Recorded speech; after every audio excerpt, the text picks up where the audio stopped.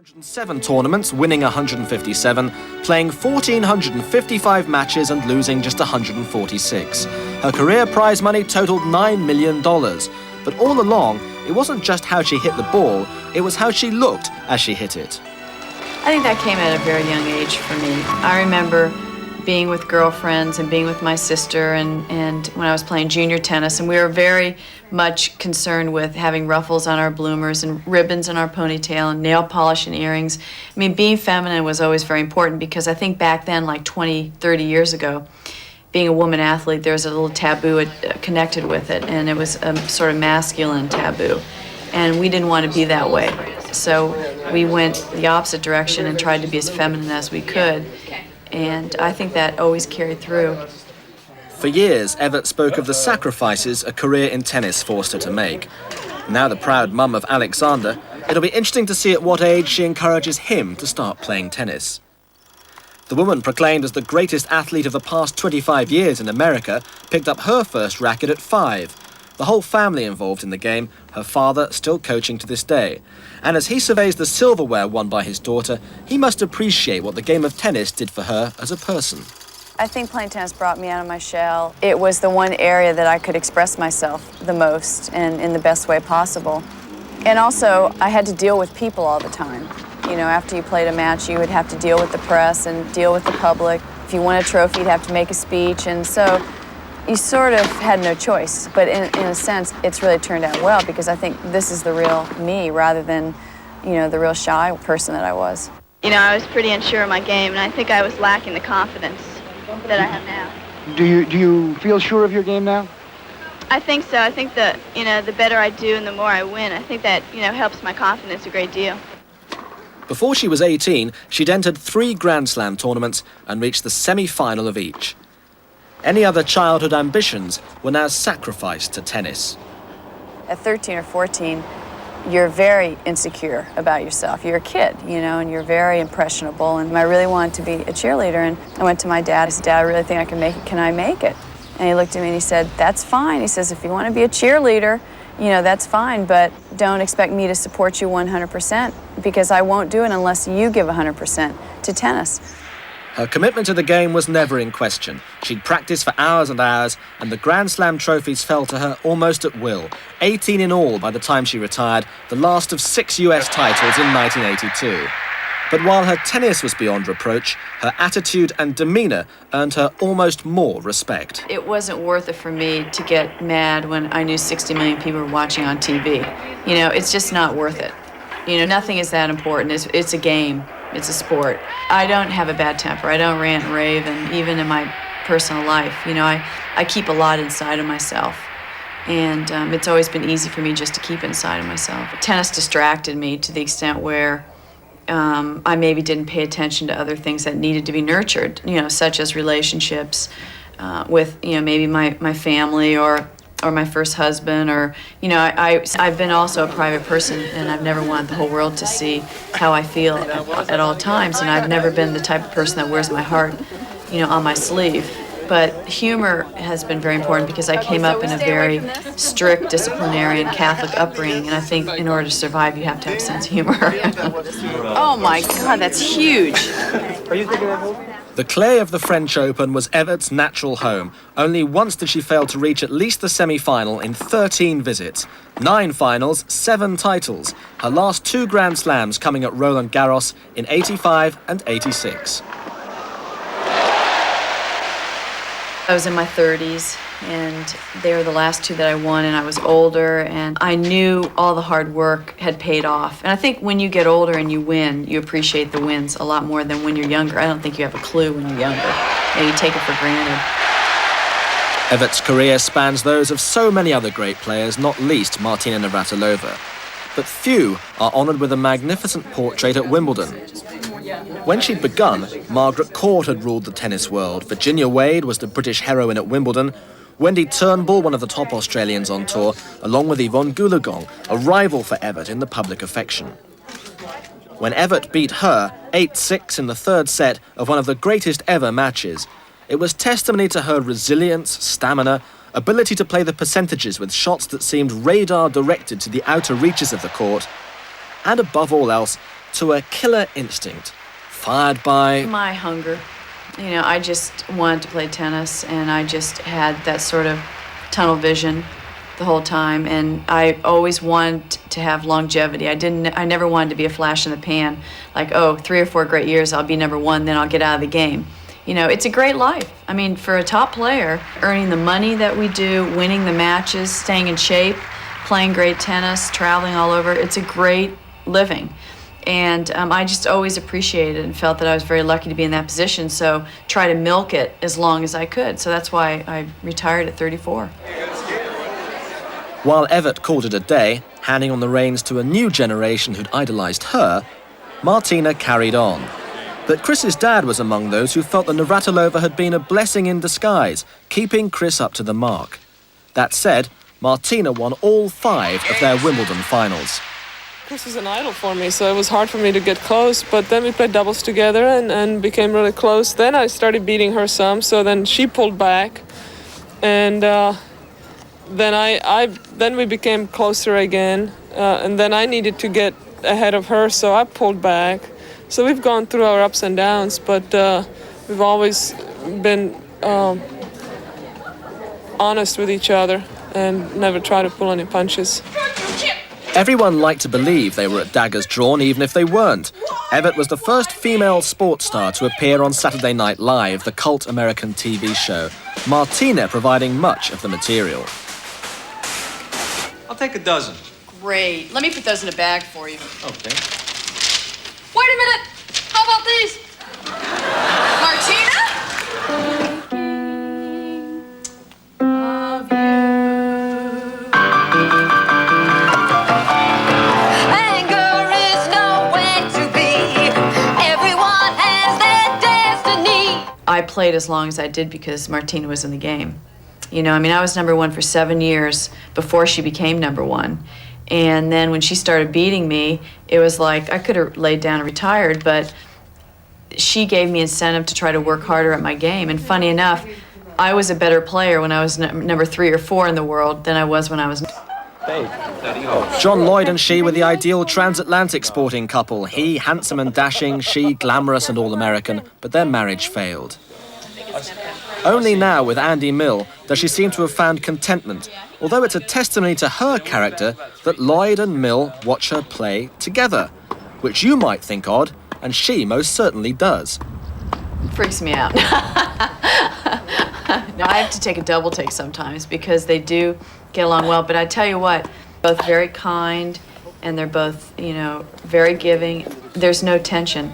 Evert, while no revolutionary, has been in the vanguard of the game and its evolution for 20 years, 9 as president of the Women's Tennis Association, an era when open tennis was finding its feet to become the multi-billion-dollar operation it is now. And she even has a tournament named after her in Palm Springs. Every athlete hopes for longevity. The worst scenario would be, you know, you play tennis for X amount of years, 18 years, then all of a sudden you retire and nobody wants to have anything to do with you. You know, the phone stops ringing. I certainly didn't want that to happen. You know, I played for so many years and established a lot of relationships with different sponsors and companies, and I just hope that continues. Plus the new things like the broadcasting, which I could do now, which I couldn't do while I was playing, and being a mom. The appeal of Chris Evert continues beyond the game and into motherhood in her late 30s. Oh, really? I don't want to wake him up. I don't want to wake him up. This is Alex, my little son. Her wholesome image and femininity mean she's as popular as she ever was, the matron saint of tennis. It's very peaceful. No pressures in this world. Yet. If he wanted to, I would encourage him, you know, but it would have to be up to him. I think that it's just very difficult for a son or daughter of a famous parent to excel in that same sport. And I think if you look at the Rod Lavers and the John Newcombs and, you know, the great Yvonne Goolagong and players like that who have kids, they've steered away from tennis, you know, because of the pressure. Alexander ought to be good at sport, though. Mum a champion at tennis, Dad a champion on the slopes, and Mum's biggest fan. She's got a fabulous image. It's impeccable, really. She is just like any other person, you know. She has emotional highs and lows, and she can get cranked up just like anybody else can. which is not often, but it's almost too good to believe in the fact that she's just this perfect human being. Well, nobody's perfect. That's what makes her so wonderful, is that she is a sensitive little girl. I still miss tennis when I look back at old clips. I still feel sentimental, and I start to cry, and I really remember how wonderful it was. But it's time to move on, and I'm realistic, and I realize that.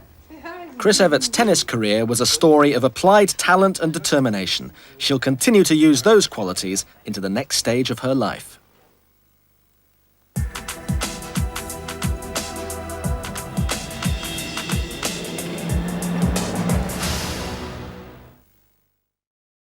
Especially when she went to the little village where she grew up. My hometown was Hřevnice, which is about 20 miles outside Prague, and it's set in the little mountains. It's very hilly country, sort of like the Blue Ridge Mountains in Virginia, not quite as high, and right by the river, and it's really pretty countryside, about 5,000 people, that's it, one school.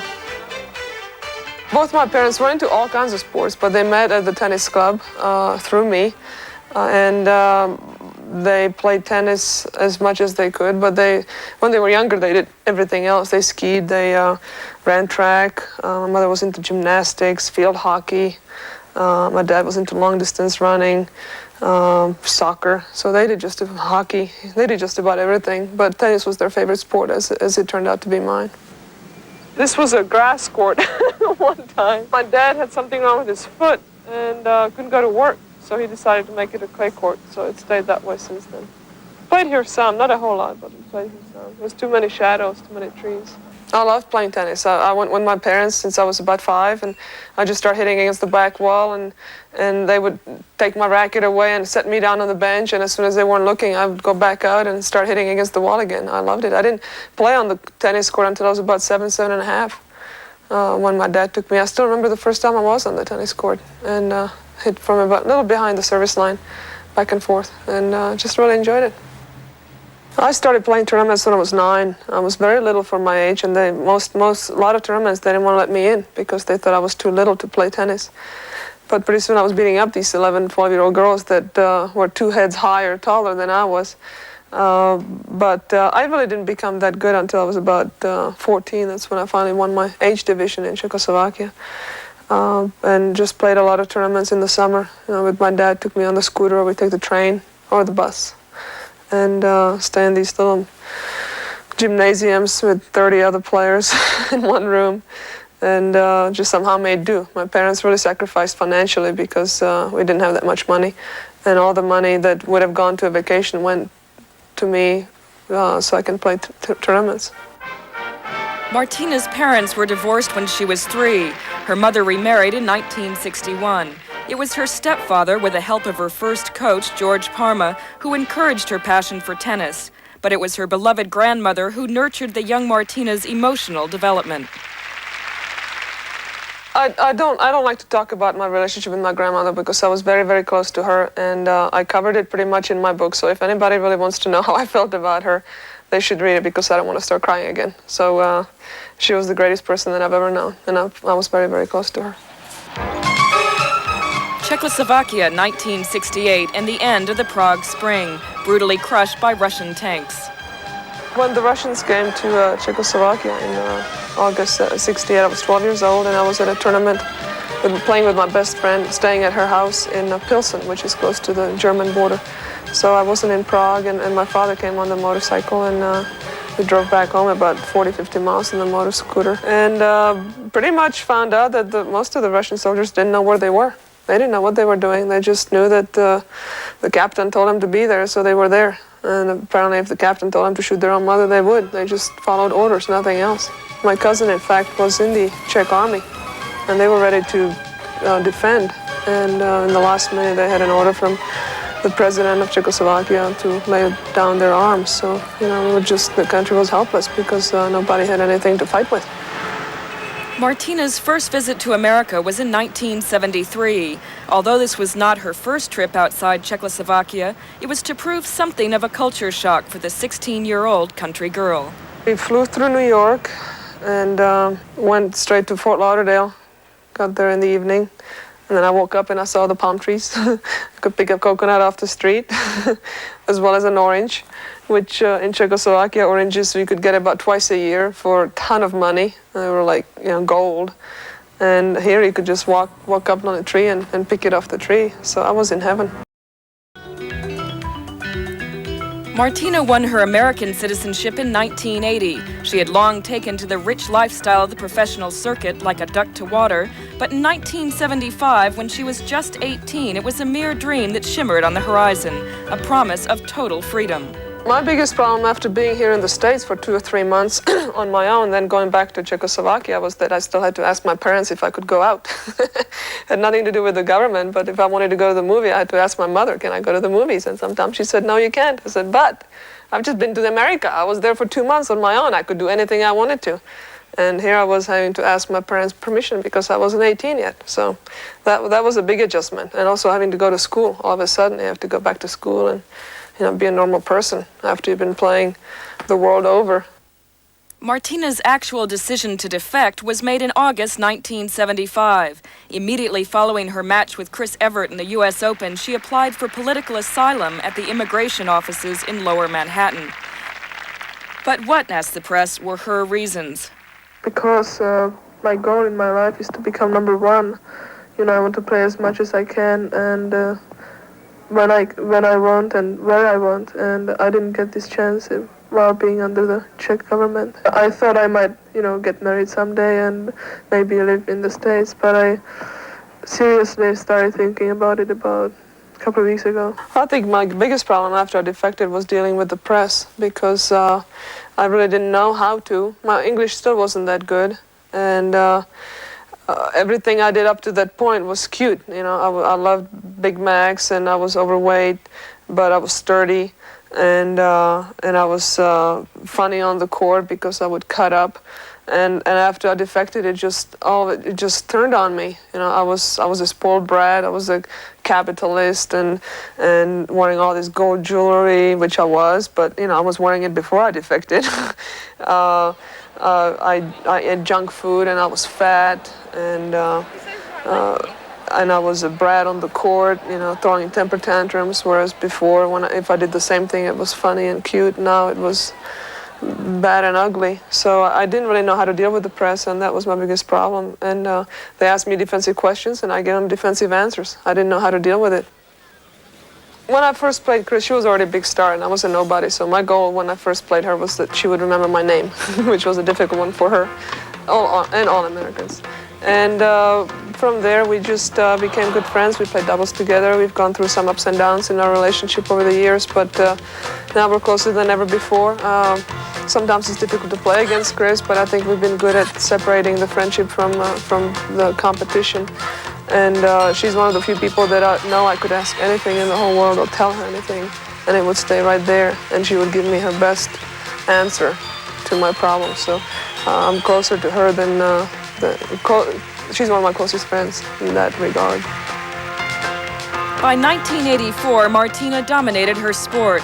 The remarkable change in her attitude and physique from the fat, troublesome teenager of the late 70s was due to intensive training and the inspired coaching of Nancy Lieberman. Nancy Lieberman was really the first person that got on my case. Well, Billie Jean was also. She would get on my case about not using my talent, not working hard enough. And Billie Jean said, you gotta earn it. No sweat, no earnings. And Nancy really got on my case because she saw what a good athlete I was, and I just wasn't doing anything with my body. And it made me realize that there was an end to my career. I didn't have that many years left, and I better get on with it. And I did, and we really started working out hard, which also contributed to my mental toughness because I knew physically I was prepared for anything out there. I got a coach, Renee Richards, who started helping me at the U.S. Open in '81 and really helped me with my strokes. And now Nancy's back with me again. We're working out, and I think I'm in as good a shape as I've ever been in my life. And I'm feeling young. My knees are holding up, and Nancy's had a lot to do with the kind of shape that I got in the first place and the kind of shape I'm in now. In August 1987, Martina lost her #1 ranking to Steffi Graf, to whom she later lost her Wimbledon title. Well, losing the #1 ranking was a shock, but because I've been #1 for 5 years. But at the same time, I lost out to a better player. I'm not planning on playing tennis and staying number 2 or even going down lower, which a lot of people are predicting now. I haven't peaked out yet. Physically, I'm there.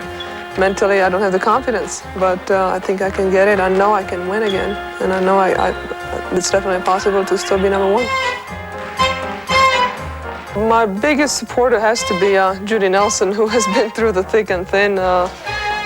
When she first started traveling with me and helping me out, I was winning everything in sight. That was in '84, and so she probably thought that was always going to be that way. And then I started losing some, and this last year was pure hell for both of us, and this year was very frustrating.